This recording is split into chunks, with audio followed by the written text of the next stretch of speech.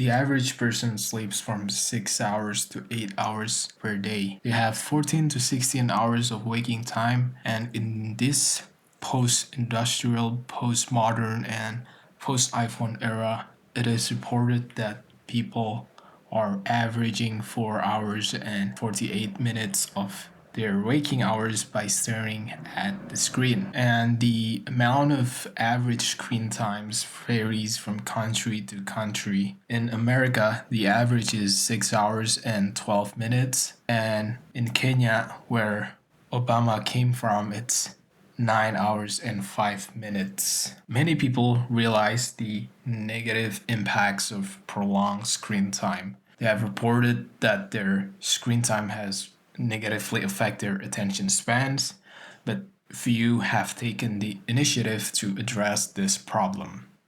Introducing digital minimalism. Digital minimalism is a term popularized by the author and computer scientist Calvin Newport in his book titled Digital Minimalism. In his book, Calvin Newport made the argument that people are spending way too much time doing things that if they were to look back, then they would prefer to do something else, doom scrolling. This book can be narrowed down to using digital devices to our advantage as much as possible without getting used by the devices. Akin to the passage that I presented on my PewDiePie minimalism video, the things that you use ended up using you. Calvin Newport also pointed out that big tech companies are spending billions of dollars to keep you on whatever their products are for longer. And the longer you use the app, the more you see advertisement. And the more advertising you see, the more money they will generate. By minimizing this usage of apps and devices, you will decrease the amount of time you spend in front of your screen. And not only you get more time in the day, you also become more present. There are two types of digital minimalism. The first is to minimize both softwares and hardwares you use. And the second is to minimize the numbers of functions on your devices to the point where it can do one or two things and to replace the missing features of those devices with more devices. The first type addresses both the digital and general aspect. A follower of this method decreases the amount of apps they have and use as well as the devices that host this application. A great example of the follower of this method is a YouTuber called Techlore. In his digital minimalism video, he shrunk down the devices that he used to only a phone, a tablet, and a laptop. He also minimized the amount of softwares and services that he used. The second method follows the opposite of general minimalism, which also applied to the first one. And the main idea of this method is to get rid of smart devices that can do multiple things, like smartphone, for example. With a smartphone, you can easily install TikTok, Twitter, Instagram, web browser, and get lost in the time surfing or doom scrolling on these apps without realizing that the time has passed since you promised yourself that you will never doom scroll again.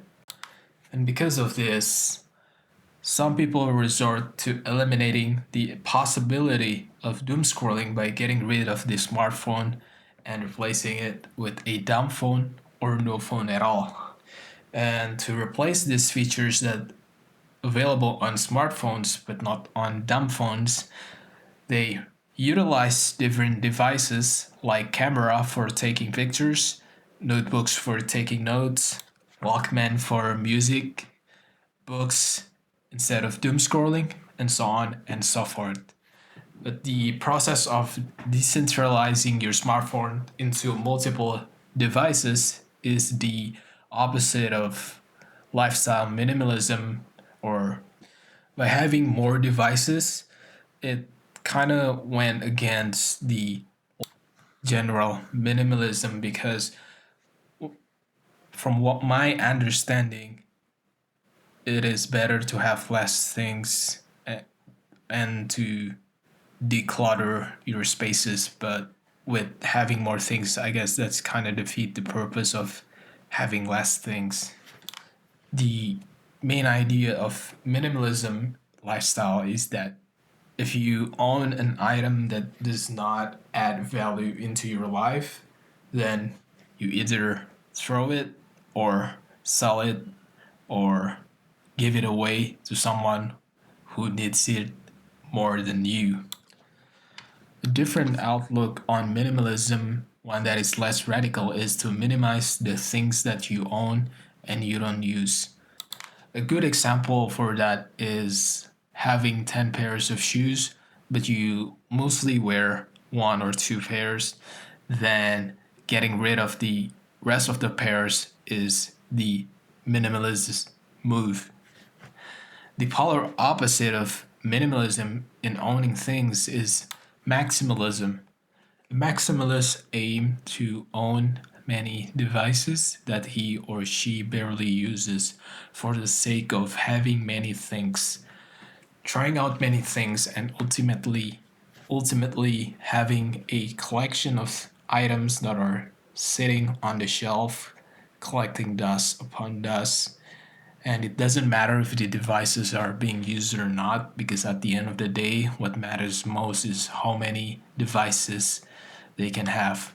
And the reason varies from person to person, but they have one thing in common: owning things that they don't use or need.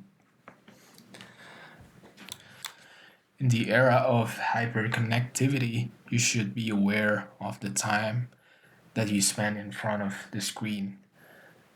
Do not let the world go on while you sit in front of the screen, hoping to find something meaningful and comforting, while technology is going to get better and better and more new flashy devices come out on the market with better attention pulling technology that comes out with the new devices. You have to make a real effort not to be pulled into the strings of doing mindless scrolling and social media induced apathy. Thank you for watching. Please subscribe and comment and like the video. Peace. I'm out.